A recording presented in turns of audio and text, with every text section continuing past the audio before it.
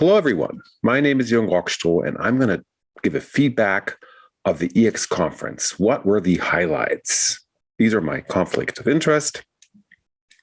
So let me start with the HIV epidemiology in Europe. Traditionally, at the EACS conference, we always get an update from ECDC. And unfortunately, what we're seeing is alarming.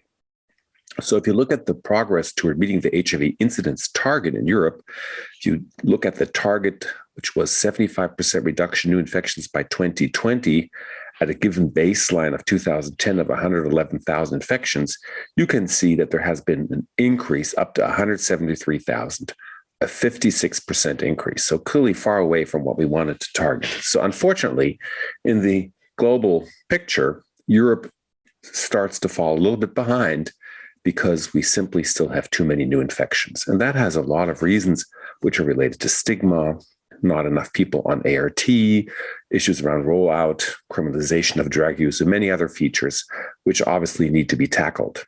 And then on top, we have the COVID-19 pandemic, which clearly had an impact on the provision of HIV services. And Tamer Nouri from ECDC presented data showing what impact COVID-19 actually had. You can see that indeed there was severe impact on community HIV testing. A lot of services were closed, particularly during lockdowns, or severely reduced. And this reduction in testing will also have an impact on the new numbers we record. So the question then will be, how reliable will surveillance be in the future when less testing has occurred and maybe new HIV diagnoses have been missed because of a cut down in services?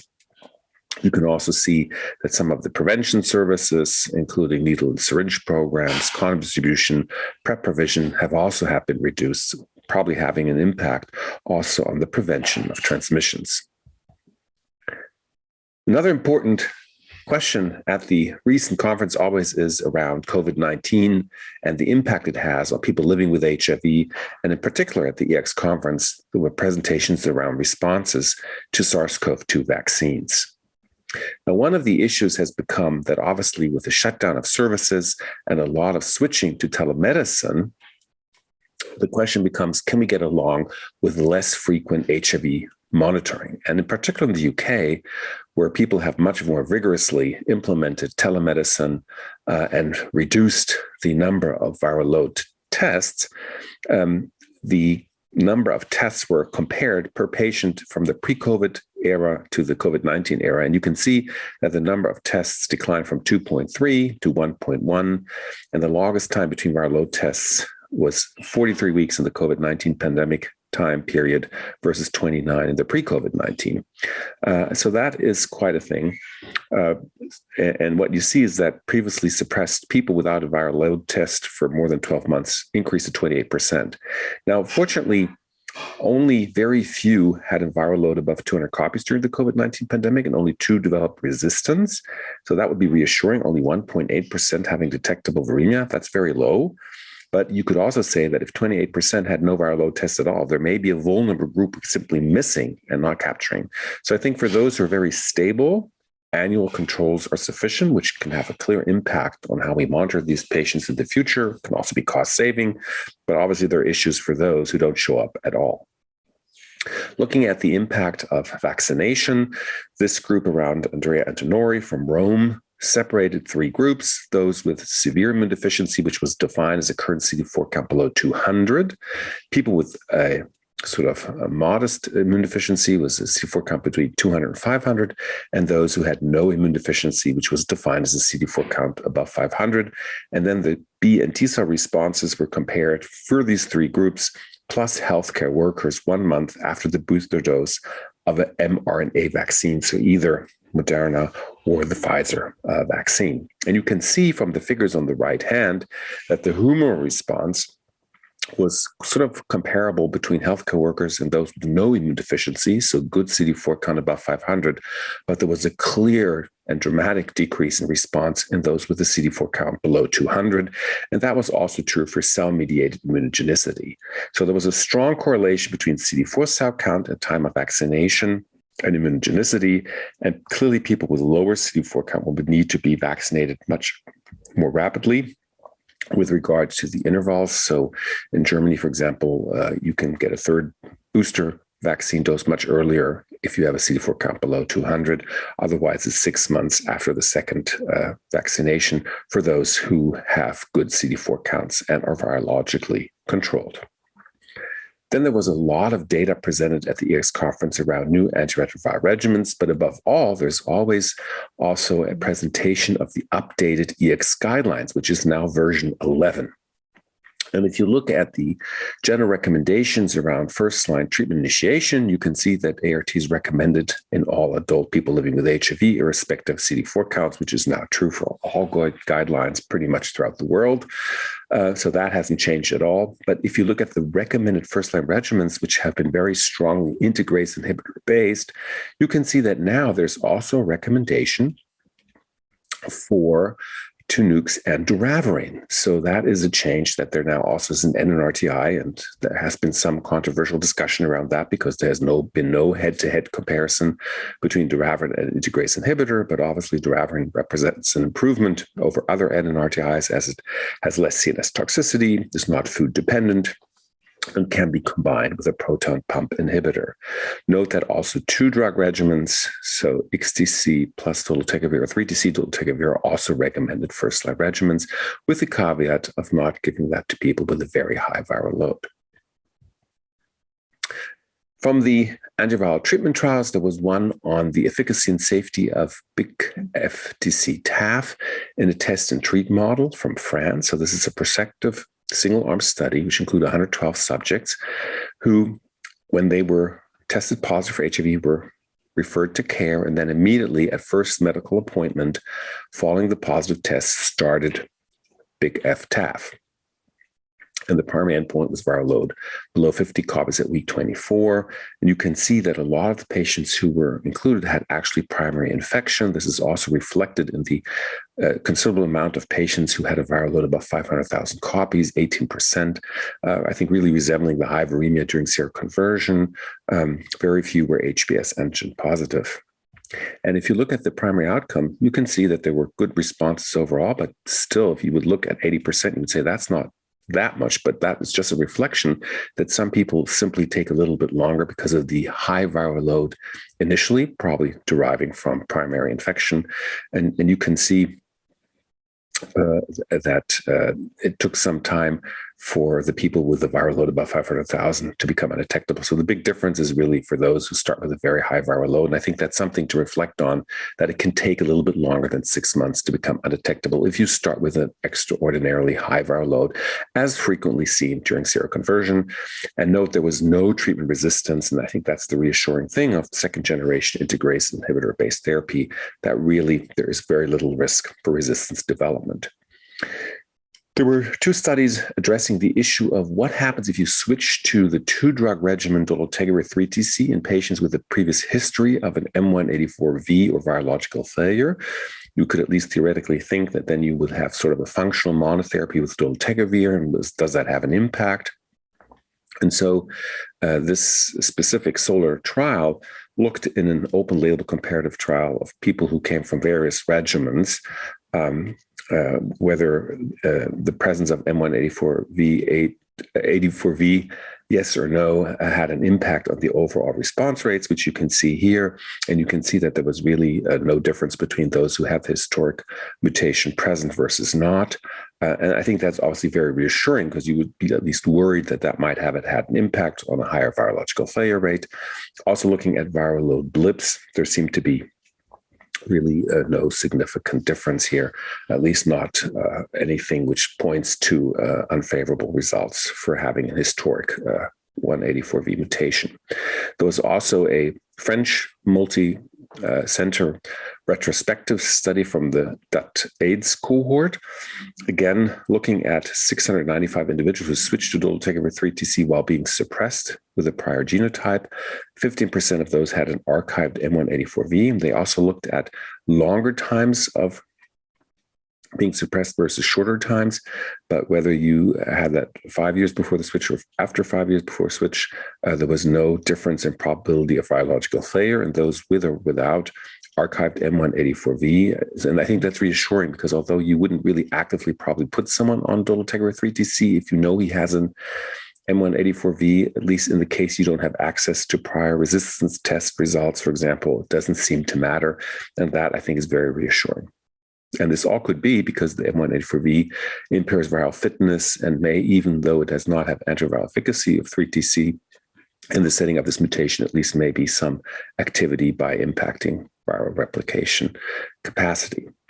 There were studies presented around the first available long-acting compounds, cabotegravir, rilpivirine. This was kind of a pooled analysis from all the phase 3 studies, ATLAS, FLAIR, and ATLAS 2M, to look at the virological outcome by BMI category, following the hypothesis that potentially people with a higher BMI may be less likely to respond. But you can see from this slide whether the cabotegravir, rilpivirine treatment was administered every 8 weeks or 4 weeks in the less than 30 kilogram per square meter versus the above 30 kilogram per square meter group. There was really no difference in the amount of patients achieving undetectability, which was all above 90% for all arms here.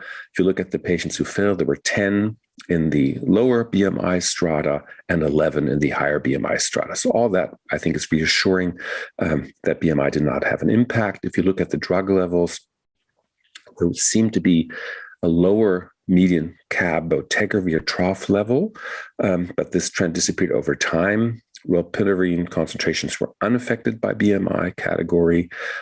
Overall, now there's a recommendation to use longer 2-inch needles in participants with a BMI above 30. That was, though, however, not used stringently during the clinical trials.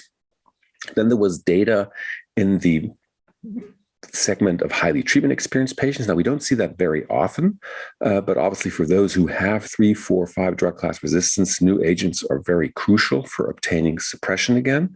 And in this trial, the capsid inhibitor lenacapavir was studied first as a functional monotherapy over 14 days, and then in combination with optimized background therapy in patients who had extensive resistance to more than 2 agents from 3 of 4 main ARV classes. And you see here the baseline resistance in this study, which was called Capella. You can see pretty much everyone had NRTI resistance, everyone NRTI resistance, the majority PI resistance, and 65% also integrase mutations. And if you look at the mean resistance-associated mutations per class, you can see that we're not talking of single mutations here. We're talking of 3.8 NRTI mutations, 4 PI mutations, so forth. A really highly extensively treated and resistant patient population. And if you look at the subgroup analysis, so who responded depending on baseline CD4 count and viral load, we see that what we see pretty much in all trials, the higher your viral load is and the lower your CD4 count is, the less likely you are to respond. So clearly, if we wait too long and you have very high viremia, it's going to be more difficult. But what is really interesting is the efficacy by number of fully active agents in the optimized background therapy. So if you have no other active agent, you only respond to 67%, which is still impressive because you would presume this is almost functional monotherapy. But if you have at least one other active component, your response rates are much better and are clearly in a really, really, really reassuring range of 81 to 86%. So I think that's important, that we don't want to give functional monotherapy.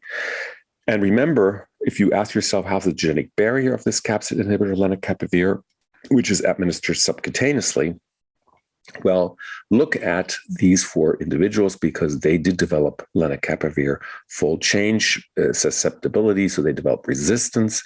And that was in 2 cases, individuals who did not adhere to the agents of their optimized background therapy.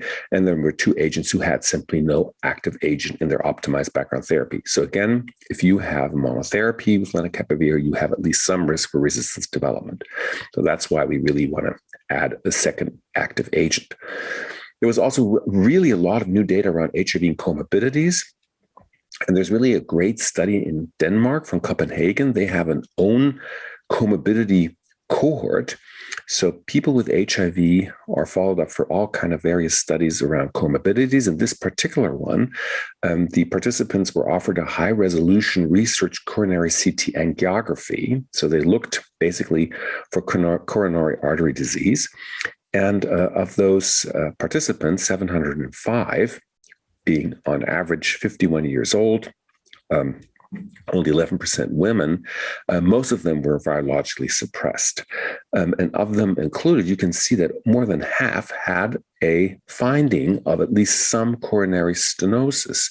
And indeed, at least a quarter had really significant stenosis. So really, I think what we have to be aware is that in an aging patient population with HIV, you're going to be very likely to find coronary artery disease, which means we have to more actively look for that and also assess cardiovascular risk.